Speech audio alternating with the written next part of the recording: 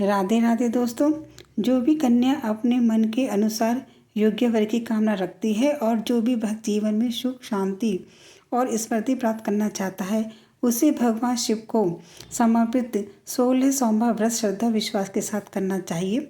मान्यता है कि इस पावन व्रत से भोलेनाथ प्रसन्न होकर भक्तों की सारी मनोकामनाएं पूर्ण करते हैं। तो चलिए आइए सुनते हैं 16 सोमवार व्रत की पावन कथा। मृत्यु लोक में विवाह करने की इच्छा करके एक समय श्री भूतनाथ यानी कि महादेव जी माता पार्वती के साथ पहुँचे। वहाँ भी भ्रमण करते करते अमरावती नाम की एक अति सुंदर नगरी में पहुँच गए। अमरावती नगरी में वहाँ के महाराज ने बनाया हुआ अति रमणीक शिवजी का मंदिर बना था। उसमें भगवान शंकर भगवती पार्वती के साथ निवास करने लगे। एक समय माता पार्वती ने प्राणपति को प्रसन्न देख एक मनोविनोद करने की इच्छा से बोली, हे महाराज, आज तो हम तुम दोनों चौसर खेलेंगे। शिवजी ने प्राणप्रिया की बात को मान लिया और चौसर खेलने लगे। उस समय इस स्थान पर मंदिर का पुजारी मंदिर में पूजा करने को आया। माता जी ने ब्राह्मण से प्रश्न किया कि पुजारी जी बताओ, इस बाजी में दोनों में से किसकी जीत होगी।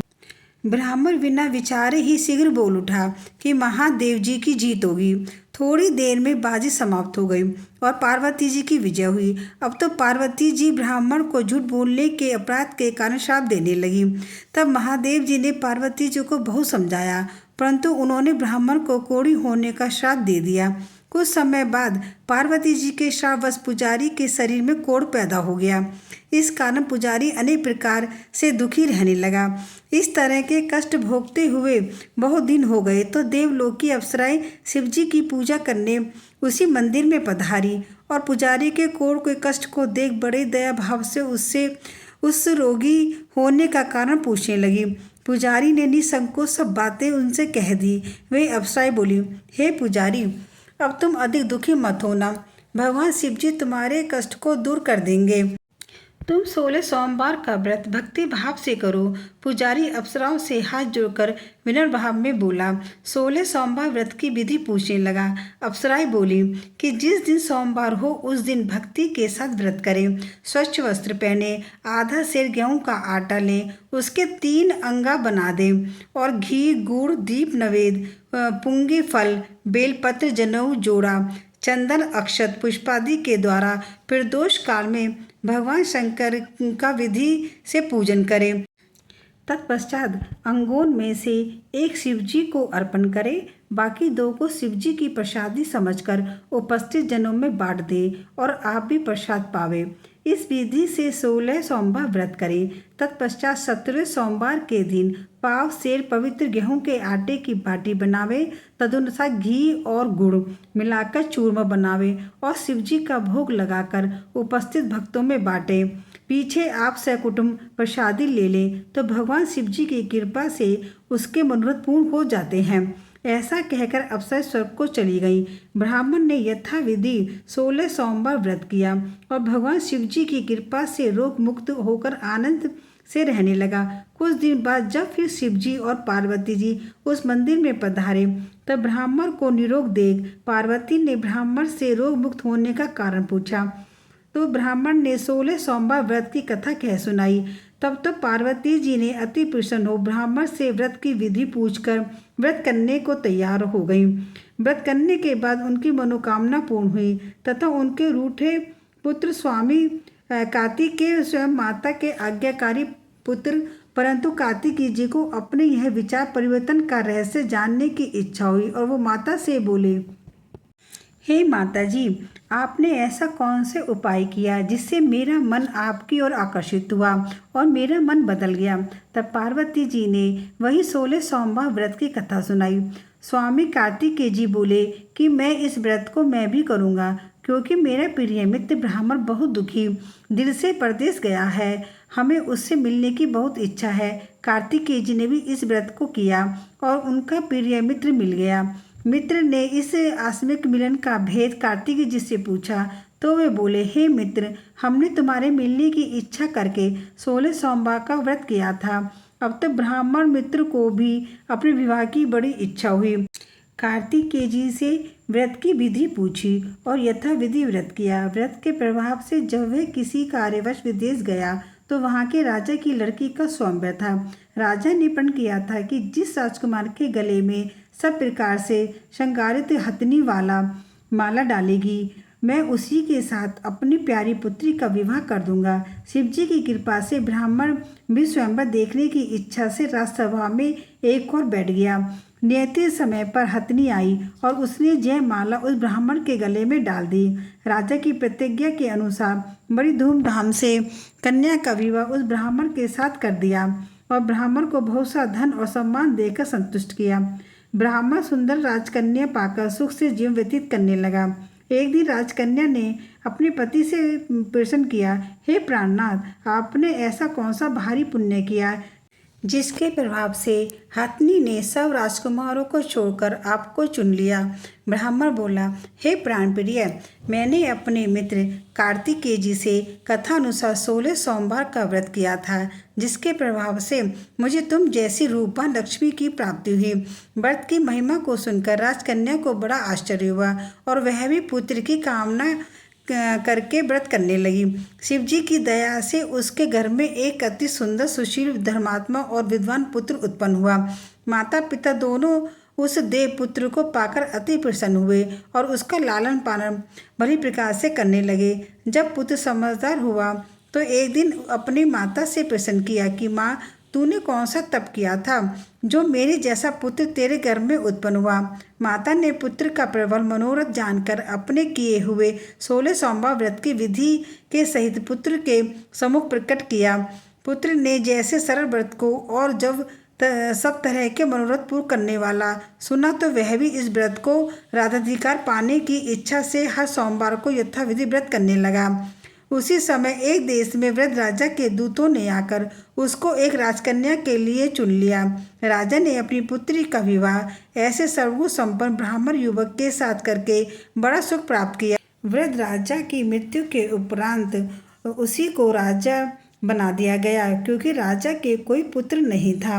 राज्य का अधिकारी होकर भी वह ब्राह्मण पुत्र अपने 16 सोमवार के व्रत को करता रहा।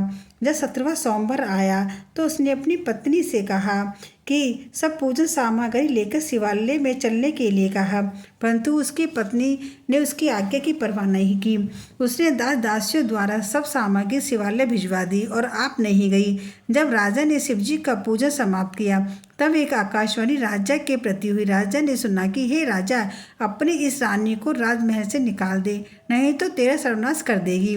राजा ने यह वाणी सुनकर राजा का आश्चर्य का ठिकाना नहीं रहा और तत्काल ही वह मंत्रागृह में आकर अपने सभासदों को बुलाकर पूछने लगा, हे मंत्रियों, मुझे आज शिवजी की वाणी हुई है कि राजा तू अपनी इस रानी को निकाल दे, नहीं तो ये तेरा सर्वनाश कर देगी। मंत्री आदि सब बड़े आश्चर्य और दुख में डूब गए, क्योंकि जिस कन्या के कारण राज्य मिला है, राजा उसी को निकालने की जाल रचता है, यह कैसे हो सकेगा? अंत में राजा ने उसे अपने यहाँ से निकाल दिया। रानी दुखी हृदय भाग्य को कोसती हुई नगर से बाहर चली गई। बिना पदकार फटे वस्त्र पहने, भूख से दुखी, धीरे धीरे चलकर एक नगर में पहुंची। वहां एक बुढ़िया सूत काट कर बेचने को जाती थी। रानी की करुण दशा देखकर बुढ़िया बोली, चल तू मेरा सूत बिकवा दे, मैं वृद्ध हूँ, भाव नहीं जानती हूँ। ऐसी बात बुढ़िया की सुन रानी ने बुढ़िया के सर से सूत की गठरी उतार अपने सर पर रखी। थोड़ी देर बाद आंधी आई और बुढ़िया का सूत पोटली सहित उड़ गया। बेचारी बुढ़िया पछताती रह गई और रानी को अपने साथ से दूर रहने को कह दिया। अब रानी एक तेली के घर गई और तेली के सब मटके शिवजी के प्रकोप के कारण उसी समय चटक गए। ऐसी दशा देख तेली ने रानी को अपने घर से निकाल दिया। इस प्रकार रानी अत्यंत दुखी हुई और सरिता के तट पर गई तो सरिता का समस्त जल सूख गया। तत्पश्चात रानी एक वन में गई। वहां जाकर सरोवर में सीढ़ी से उतरकर पानी पीने लगी। उसके हाथ से जल स्पर्श होते ही सरोवर का नीलकमल के सदृश जल असंख्य कीड़ा में गंदा हो गया।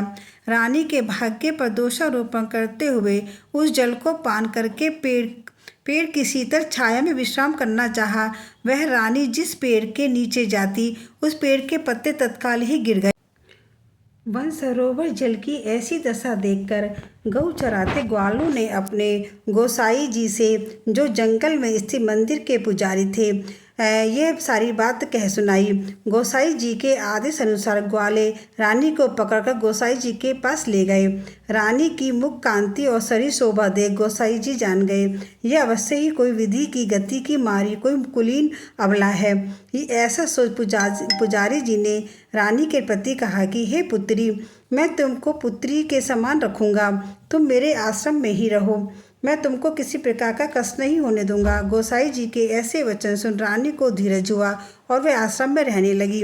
परंतु आश्रम में रानी को भोजन बनाती उसमें कीड़े पड़ जाते, जल भरकर लाती तो उसमें भी कीड़े पड़ जाते। अब तो गोसाई जी भी दुखी हुए और रानी से बोले कि हे बेटी, तेरे ऐसे कौन से देवता का कोप जिससे तेरी ऐसी दशा है। पुजारी की बात सुनकर शिवजी की पूजा नहीं करने की कथा सुनाई तो पुजारी शिवजी महाराज की अनेक प्रकार की स्तुति करते हुए रानी के प्रति बोले कि भाई, तुम सब मनोरथ को पूर्ण करने वाले 16 सोमवार का व्रत करो, उसके प्रभाव से अपने कष्ट से मुक्त हो सकोगी।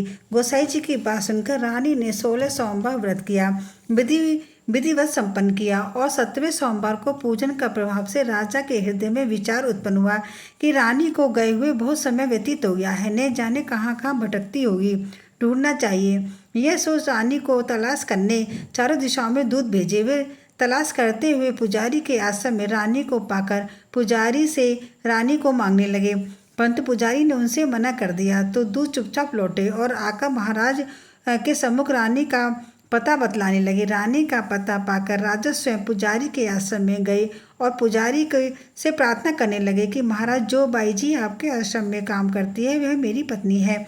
शिवजी के कोप से मैंने उसको त्याग दिया था। अब इस पर से शिव का प्रकोप शांत हो गया है, इसलिए मैं इसे लिवाने आया हूँ। आप इसे मेरे साथ चलने की आज्ञा दे दीजिए।